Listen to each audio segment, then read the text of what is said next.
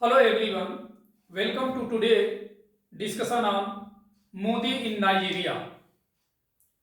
This topic belongs to international relation in political science subject and general study paper 2 Indian polity. We give high prioritize to our strategic teach. This is an important and relevant topic in our UPSC civil services exam syllabus.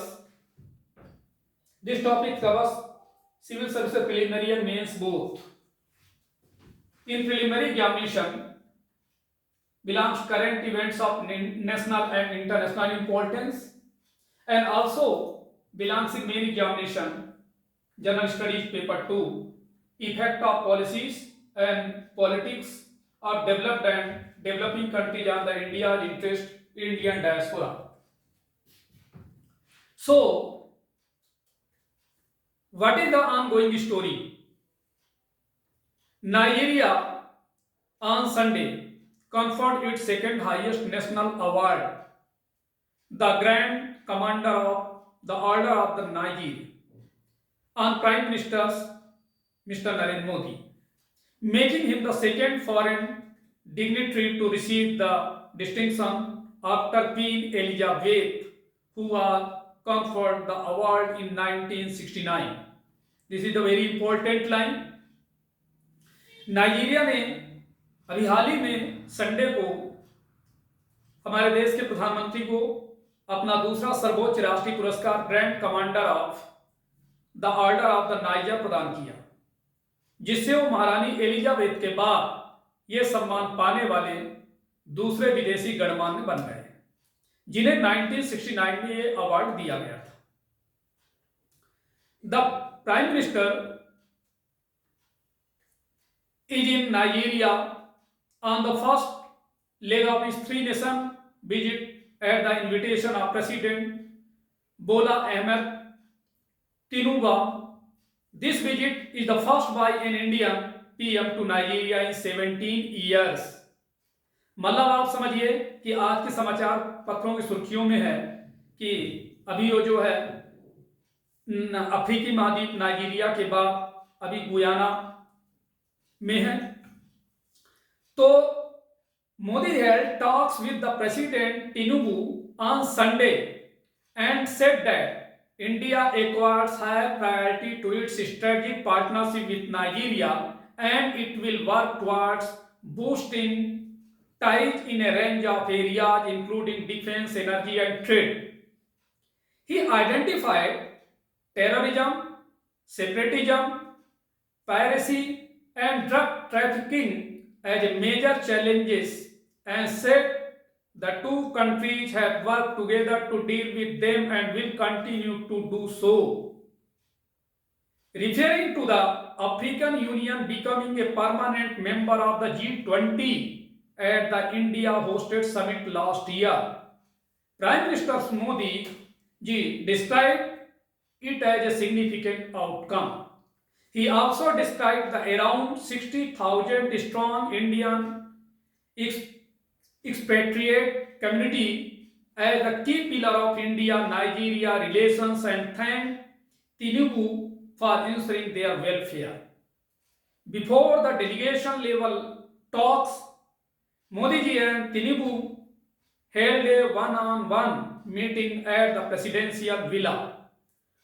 Following the talks, 3 MOUs on cultural exchange program, customs cooperation and survey cooperation were signed. The Prime Minister also announced that India is sending 20 tons of relief supply for Nigerian people hit by flood last month.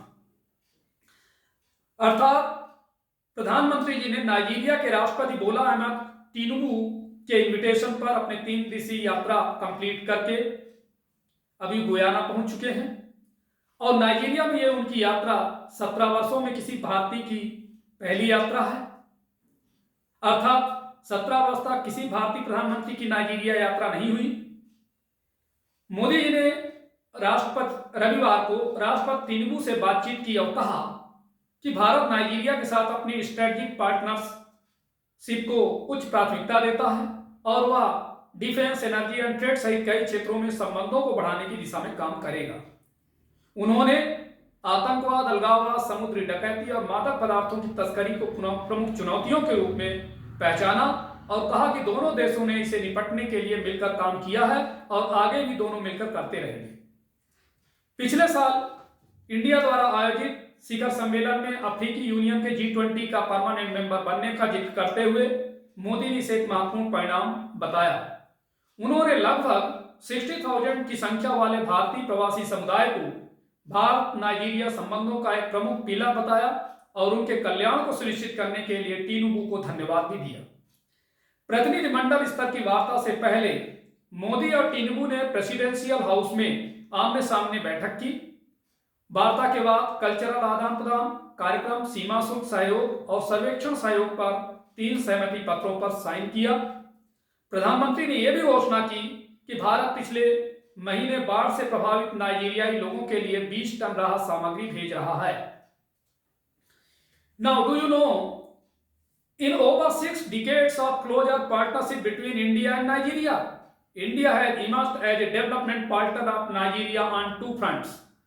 First, by offering developmental assistance through concessional loans, $100 billion, and capacity building training programs. Bharat और Nigeria के बीच 6 दशकों से अधिक की घनिष्ठ साझेदारी में भारत 2 मोर्चों पर नाइजीरिया का विकास साझेदार बनकर उभरा है।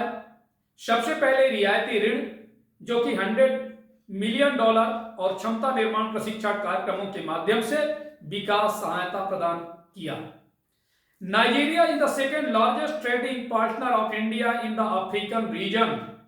Bilateral trade between India and Nigeria stood at $11.8 billion in 2022-23.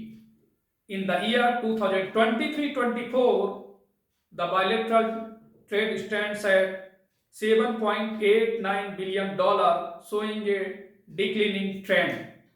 अर्थात अब नाइजीरिया अफ्रीका क्षेत्र में भारत का दूसरा सबसे बड़ा व्यापारिक साझेदार है। 2022-23 के आंकड़ों पर नजर डालें तो भारत और नाइजीरिया के बीच लगभग $11.8 बिलियन का द्विपक्षीय व्यापार हुआ। वर्ष 2023-24 में $7.89 बिलियन रह गया, जो गिरावट का रूप दर्शाता है। With A total investment of $27 billion, approximately 135 Indian companies are actively engaged in Nigeria's vibrant market. These investments traverse diverse sectors encompassing infrastructure, manufacturing, consumer goods and services.